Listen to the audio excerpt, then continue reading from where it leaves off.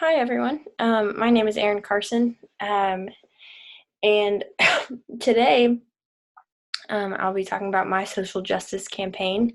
Um, excuse me. My social justice campaign that I've chosen to work with is the suicide crisis for military veterans, especially in rural areas. Um, so, where to even begin on the suicide crisis? Um, to explain, um, obviously, we know that the military is something that's very difficult on not just the military members, but family members, personnel working with the military, and families that are not often aware of how to engage veterans with mental illness and addictions. Um, and in addition to the impact of military service on veterans, um, each veteran has a circle of a family, significant other, children, parents, siblings, and friends who are also impacted by their service.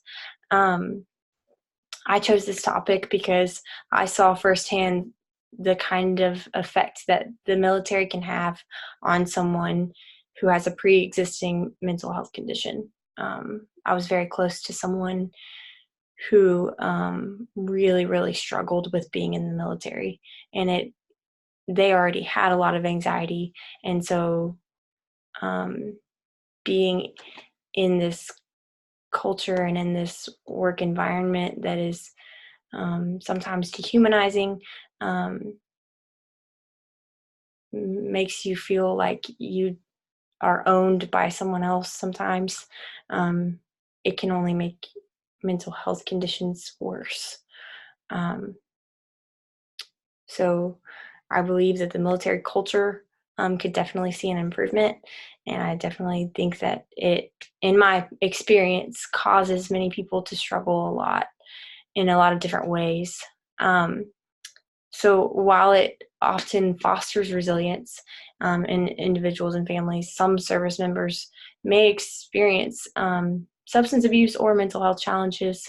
30% of active duty and reserve military personnel just deployed in Iraq and Afghanistan have a mental health condition requiring treatment. So that's just the people that have been diagnosed and are requiring treatment. So that's approximately 730,000 men and women. And these are just the people that are deployed in those two countries, with many of them experiencing post traumatic stress disorder and major depression.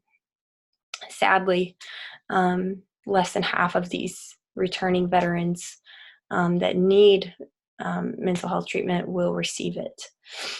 The Veterans Administration reports that approximately 22 veterans die by suicide every day. So it's a serious issue. At least, or around 22 people that are veterans are killing themselves every day. Which is much higher than the normal rate. Um, so, obviously, knowing that this is an issue, knowing that something's happening to these people and they're not getting the necessary treatment to deal with it, we need to figure out how we can move forward. So, what our nation needs now is a discussion of military culture. We need to talk about this. We don't talk about it enough. We don't talk about um, the unhealthy culture that is in our military. We just don't, people don't know um, how poorly soldiers are treated sometimes. Um, and we need to discuss the relevance of this to the topic of mental health. We also need to discuss specific risk factors that are faced by many service members and their families, such as trauma, mental trauma and physical trauma, stress, and separation, which is a huge thing. Um, and then we need to learn how to apply an action plan in different scenarios designed specifically for service members, their families, and those that support them. So, as social workers, what can we do? Um, Well, for one, we can break down the stigma associated with mental illness, like anxiety, depression, post-traumatic stress disorder, um, schizophrenia, bipolar disorder, and substance use disorders. We can reach out to those that suffer in silence, and those that are reluctant to seek help. Maybe by raising awareness, maybe by just talking to the people that we know, um, and encouraging them to reach out and get help. We can let veterans know that support is available in their community. Um, we can provide the community with resource information, and we can make mental health care and treatment accessible to thousands in need. So what can we do now? Because we're not social workers yet. What can people do, or what can anyone do, for the veterans that they know and love? Um, for one, you can assess for the risk of suicide or harm. You can listen non-judgmentally. You can give reassurance and information, and you can encourage appropriate professional help, and encourage them to talk about it, encourage them to do what they need to do,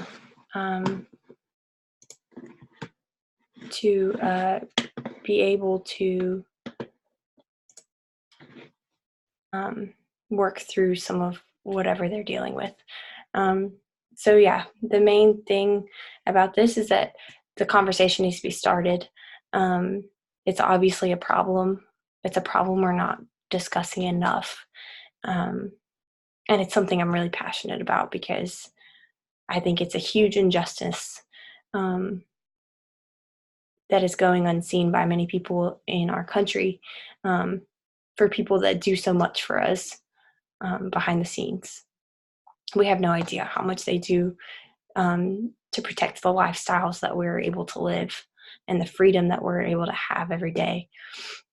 So I'm excited about working towards promoting change and promoting open conversation about military culture, military leadership, and